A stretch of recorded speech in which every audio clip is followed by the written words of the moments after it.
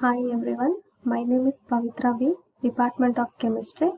Today we are going to discuss about ceramics. You can see the images I have given in the slide, so you get an idea what will be a ceramic. Now we will see the definition. A ceramic is an inorganic non-metallic solid material comprising metal, non-metal or metalloid atoms, primarily held in ionic, and all are made by firing or burning, often includes silicates and metal oxides. The word ceramic comes from Greek word keramikos of pottery or for pottery, from keramos, potter's clay. It is also called potter's clay. Next we will move to what is feldspares. Feldspares are nothing but a metal is attached to a aluminosilicate. So metals are like potassium, sodium and calcium we are considering here for feldspares.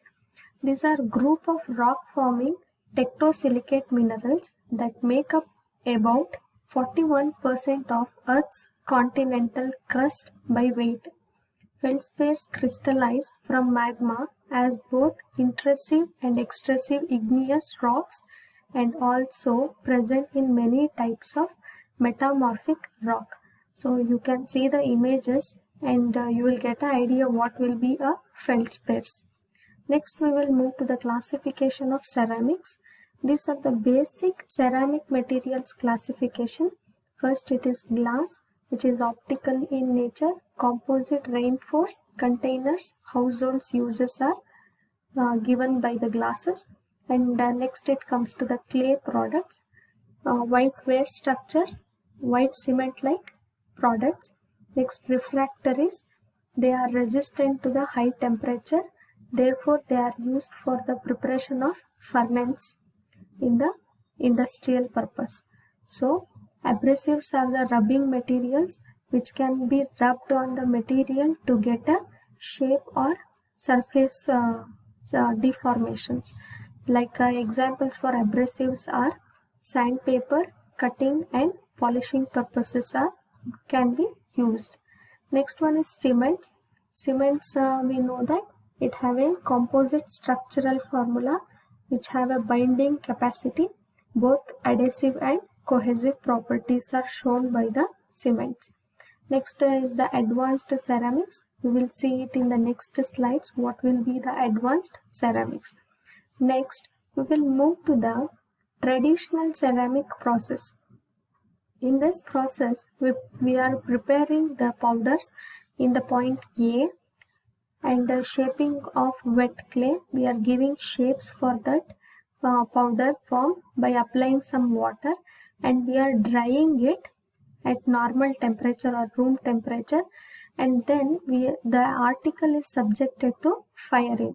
So see the point B, what happens chemically inside this pottery process means, at the beginning loose powder will have some air gaps. When we mix that clay with water, the water will be filled in that gaps. Then it is dried. We have some small air pores. When we fired the clay, that air pores will be removed and the clay will set and becomes rigid and hard. Next we will move to the different types like applications of ceramics. I have given the application in the form of images. See the first point. We can use ceramics as a tiles, and we can put it on the floors and on stairs. It will be so attractive and which looks good. And then cladding material. It can also be used for decorating the walls, and then we can use this for indoor plantation or interior decorative purposes, and then for the formation of some wash basins. It looks so good, and some of the decorative items or show pieces it can also be used for this purpose. Okay, next we will move to the next slide, that is Classification of ceramics. Ceramics can be classified into two types. First one is traditional ceramics and advanced ceramics. Traditional ceramics is nothing but pottery. It is generally known for pottery method. Porcelain, bricks, earthwares can be prepared from this method. Where advanced ceramics have been developed from past half century, that is 50 years back it is developed. In traditional ceramics, natural crude raw materials of clay and silicates are used as raw materials, whereas it includes industrial inorganic chemicals, that is artificial raw materials that exhibit specialized properties, require more sophisticated processing.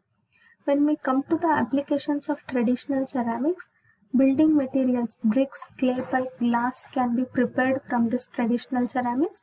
Other than that, household goods, pottery, cooking wares, then manufacturing of abrasives, electrical devices, fibers, etc. And then come to the applications of advanced ceramics, applied as thermal barrier coatings to protect metal structures, wearing surfaces. So it prevents the loss of heat from the system. So we can use it as a thermal barriers. And then engine applications like silicon nitride, Si3N4, silicon carbide, SiC, zirconia, ZrO2, alumina, Al2O3. It can be used for this applications. And this is the differentiating the advanced ceramics and traditional ceramics, about the raw materials forming and the temperature processing, finishing processing, and also the characterization.